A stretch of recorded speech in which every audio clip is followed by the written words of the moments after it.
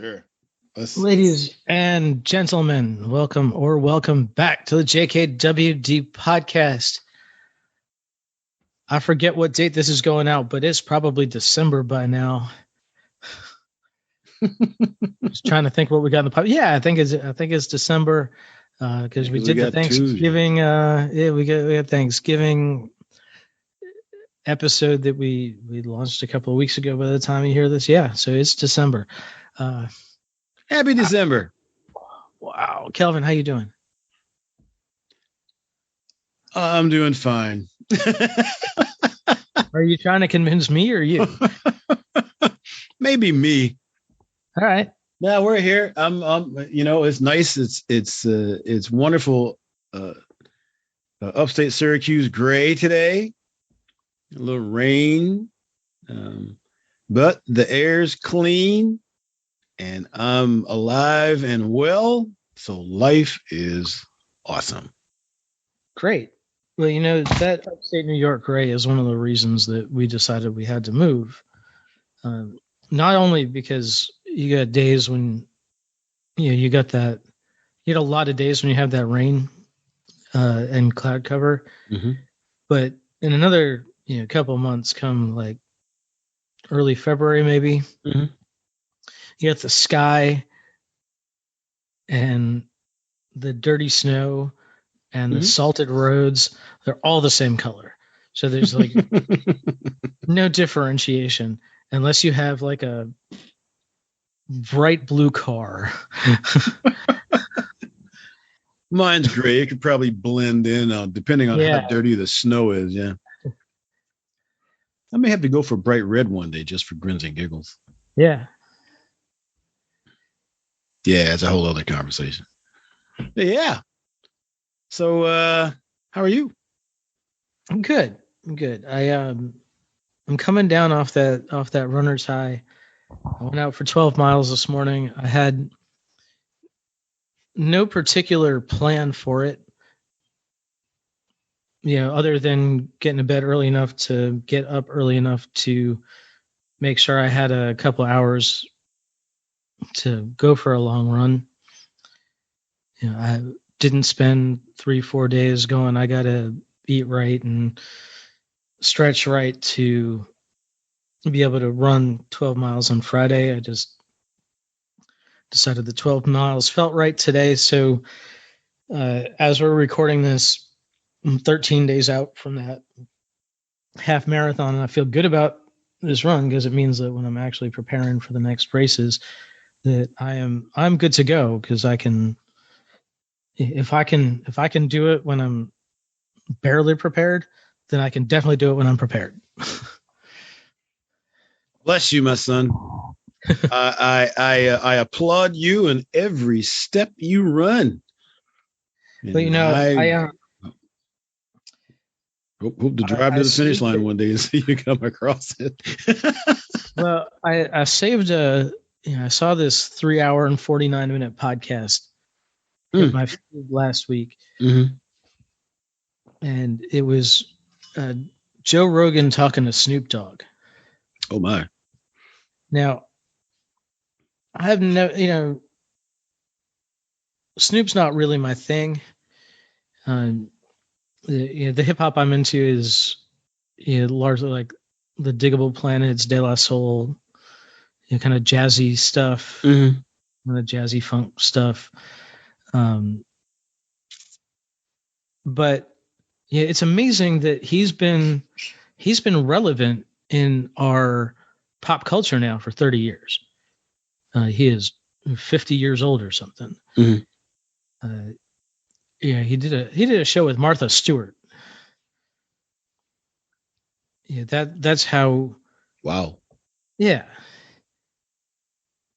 And the show starts off just we'll stick a. I don't even know how to.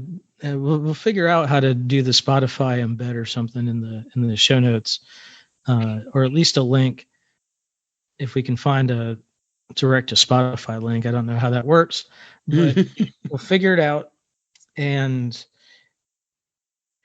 even if you just listen to like the first 2 minutes of the show, because right out of the gate, they're talking about being nobody but yourself. And mostly they talk about Snoop and being nobody but yourself, but Rogan is kind of in that camp too. He made himself famous just having conversations on the podcast and doing fight commentary. In the first couple of fights that he commentated on, he did them for free. He just got a plane ticket wherever they were fighting. So, oh, cool. It's not to say he didn't. Not to say he didn't work for other stuff. He was on Fear Factor and he was on a sitcom in the 90s called News Radio that me and my mom used to watch. Oh, wow. I don't even remember. I think you introduced him to me, so or vice versa. I've never met him, but you know what I'm saying. Yeah, I know what you're saying. No, I've never met him either, but the two of them, having a conversation, and the fact that they're in their 50s, both of them, and they've both been part of our pop culture since the 90s, is just not something that I don't think anybody foresaw back then. Least of all, probably. Anyway, I guess that's not irrelevant to today's topic. The whole just kind of being yourself and doing what you do. But first, we're brought to you today by Vitamin K Daily. Get your daily dose of positive from the Prince of Positive himself, Kevin P. Ringgold Sr. Go to vitaminkdaily.com today and get yourself 4 weeks free. After that, just $34.95 a year. No, it's still $24.95 at the moment. I tried. Soon, Oregon. If it's not for you, it's not for you. Just cancel anytime. But I think it's going to be for you. Again, 4 weeks free. Go to vitaminkdaily.com. vitaminkdaily.com. Okay, let's do the show.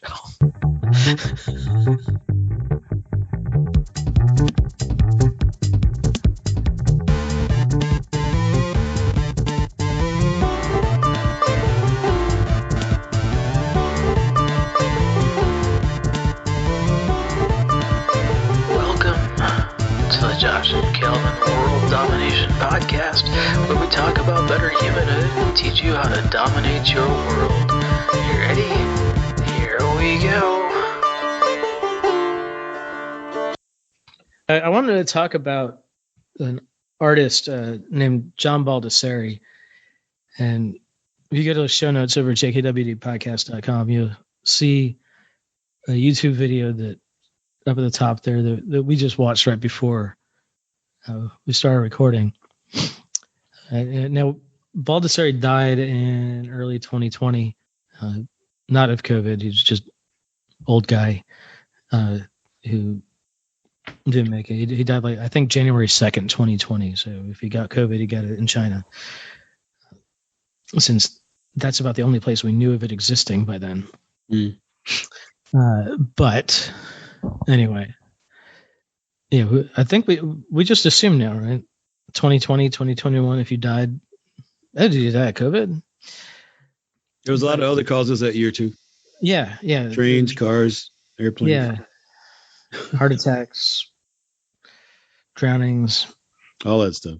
Yeah, all that stuff was all still happening. Additive. Yeah, yes, that all that other stuff was also happening. Anyway, Baldessari, I think falls under the category of modern art. Contemporary. Yeah, he's one of those guys who did weird stuff like put price tags on people's faces and get famous for that. I'm still laughing at that because I'm like, what? Really? how did that become a thing? But he used a lot of those places they were talking about, exhibitions or like LACMA and Met or or museums of modern art.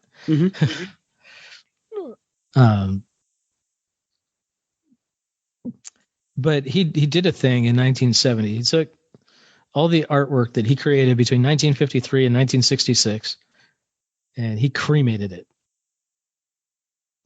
He took video of himself writing, I will not make any more boring art. I will not make any more boring art, like Bart Simpson, but 50 years ago instead.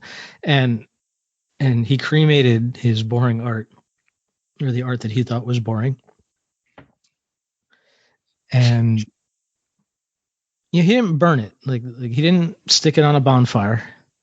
He went to a crematorium, stuck the artwork in a drawer, cremated it, put it in an urn in the shape of a book, which he kept on his shelf. So he did a ritual to it that we do to our dead. Some people are cremated ritually. The ashes are kept in a container, an urn, and sometimes stored on people's shelves. Sometimes they get interred, sometimes they don't. But he made it a point to declare the stuff dead. He pronounced it dead, cremated it, kept it where he could say, okay, all the boring stuff is right there, burnt to ash. This thing I'm making has to be better than that, or nobody sees it.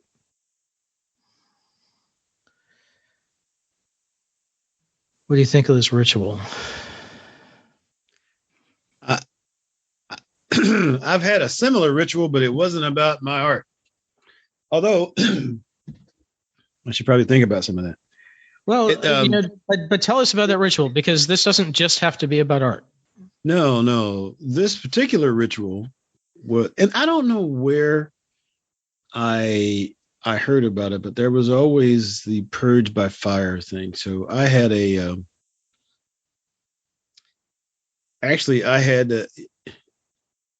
I'm a guy who can fall in love at the drop of a hat.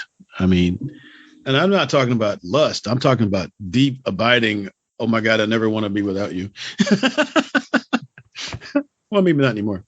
But anyway, there was a time in my life when I had a lot of people stuck in my heart, you might say, and I needed to get rid of them. So I did a similar ritual. I didn't use an urn. I wrote notes from my heart to all those people, and then told them in that art that I was releasing them, and I burned those somewhat ritually, but not nearly as extensive as he did, just to burn them. And there's this concept of fire being the ultimate cleansing force. So in that process, I burned those memories and those connections, and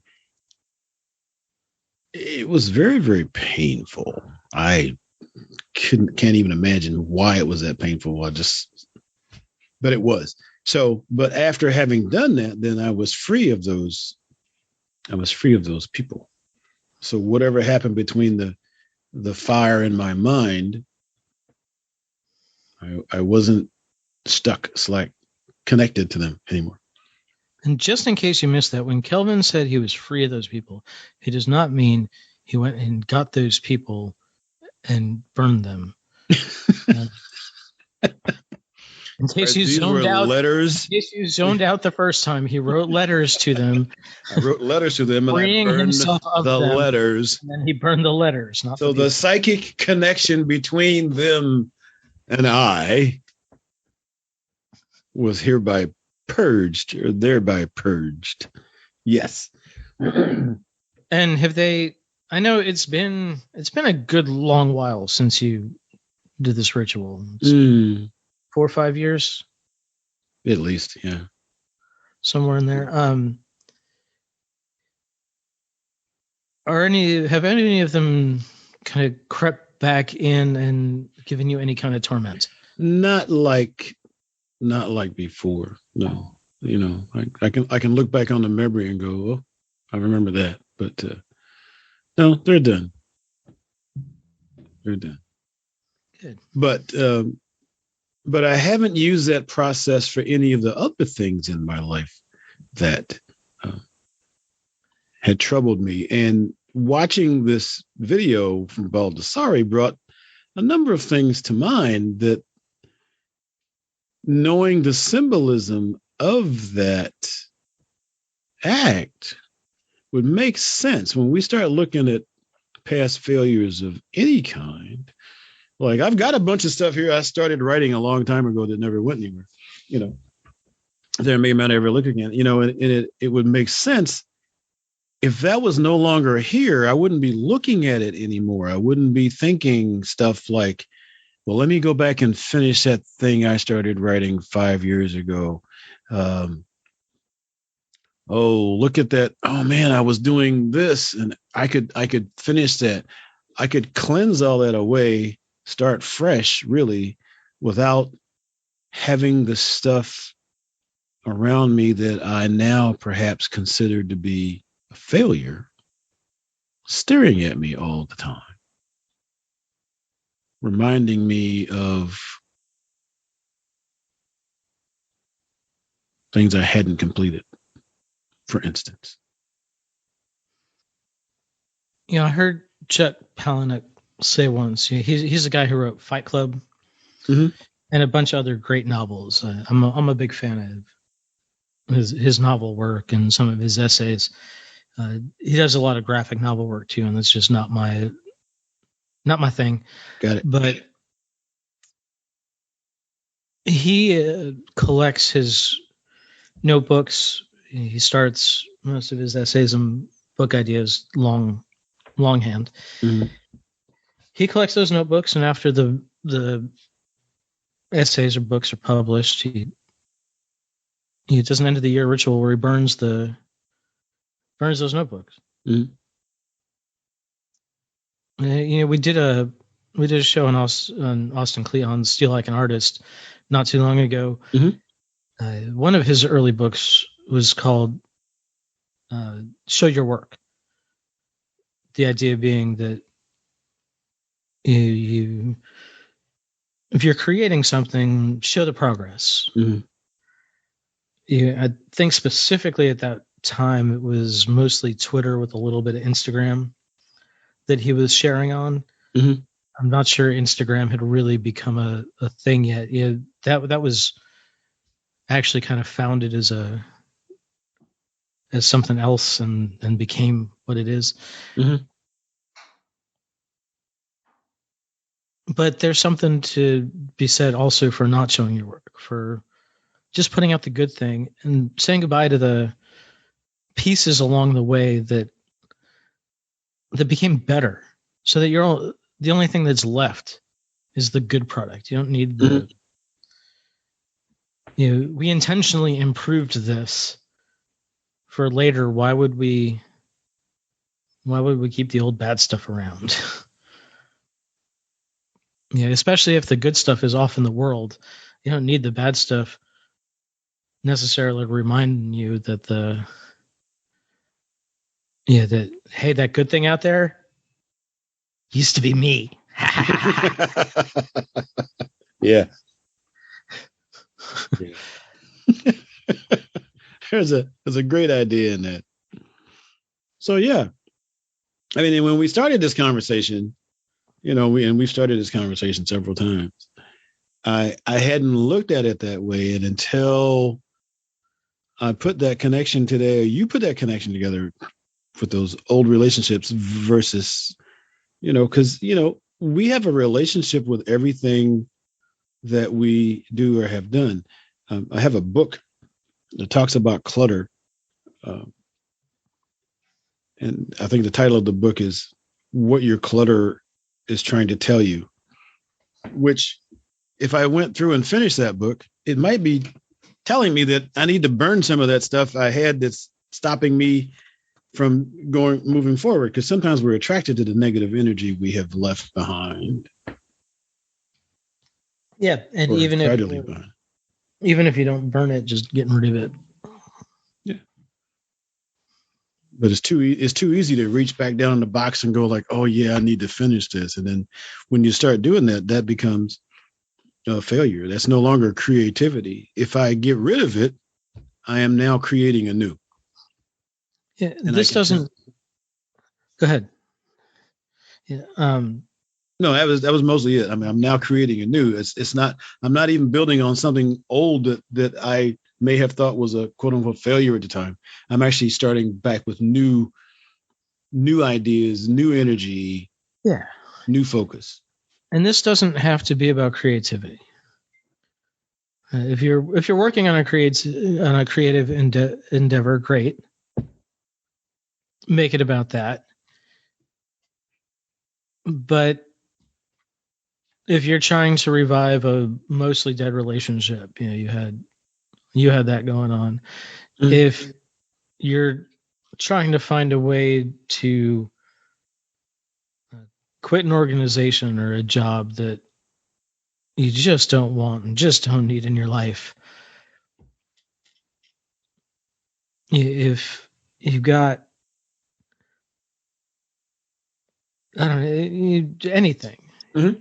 If you're renting an apartment that is just dragging you down, the solution is not always comfortable. Like it's so easy to stay in a bad situation that you're familiar with, mm-hmm. than to create a new situation that will make you happier, but is an unknown path. I think the typical phrase for that is better the beast you know than the beast you don't know. Yeah. Even if that beast you know is chewing your leg off right now. There you go. Damn Rottweiler. Anyway, I didn't say that. I didn't say that. Yeah. So it's good points on there. Now I have to look at everything that's here that I really need to get rid of. That's really not serving me. And that's the whole point of it, is it's not serving me. And some of it is actually probably holding me back. Yeah, that's the real thing, right? There's a difference between something that's not serving you, that's doing so benignly. Mm-hmm. You were telling me about an old radio that you have sitting downstairs. I got some old camera. I've got my grandfather's old camera equipment upstairs. Oh, I got an uncle's old camera. I got an uncle's old stereo because he used to be in electronics. Yeah, that's all. That's all stuff that is not serving you benignly, right? It's sitting around. It's not hurting. It's just there. Mm-hmm. But then you've got stuff that's within your view, and it's reminding you of something that didn't go the way you wanted it to. And that's the stuff that that's the stuff that needs to go. That needs to be buried or cremated or otherwise burnt or sold to somebody you don't like. Depending on what it is. Depending on what it is, if it doesn't have toxic oils or anything in it or plastics, you could just you could fuel the fire for your next meal with it, right? You could just stick that in your grill and there it is. What'd you cook that hamburger with? Bad work. Yeah. Oh, bad work. Yeah. That's right. Yeah. Good point. Good point, Mr. Shear. Two birds with one stone. This sandwich tastes like failure. Well, that's what I cooked it on. Well, just get rid of that, Just get rid of that. So that's a good idea. I'm glad we had this talk. Me too.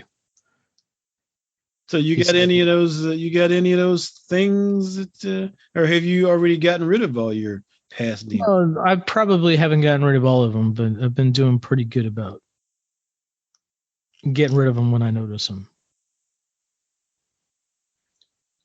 Well, you just wait until these guys have that next electronics roundup, because I got to tell you, that radio in the basement, of course, unless I want to put it on, I thought about, some of that stuff I could put it on eBay and at least get some money for it, right? For somebody else who's got nostalgia, but that's work. I mean, you can't just put it on eBay. You got to like photo it, and create it, and write about it, and all that other stuff. And then when somebody buys it, you got to ship it. And yeah, you got to make sure it gets there safely. Yeah, that's a whole other thing. And, pretty sure that uncle's not coming back. No, he's probably not going to be mad about it. My father's not coming back to see that I got rid of it. So I think that since I haven't plugged it in, 20 years, because it moved it in his house with me, and I bought this house in 1996. That's 25 years and still there. Yep.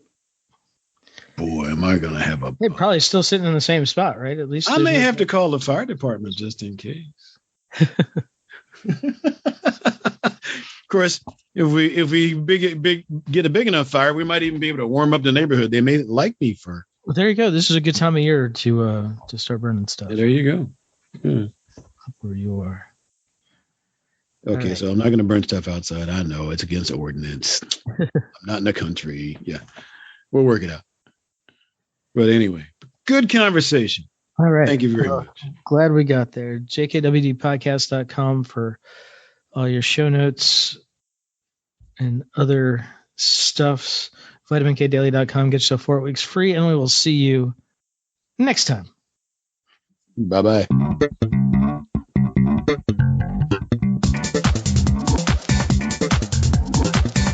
Hey, thanks for listening. Show notes and more at jkwdpodcast.com. Don't forget to subscribe, leave a review, and share with your friends, and we will see you next week. Bye.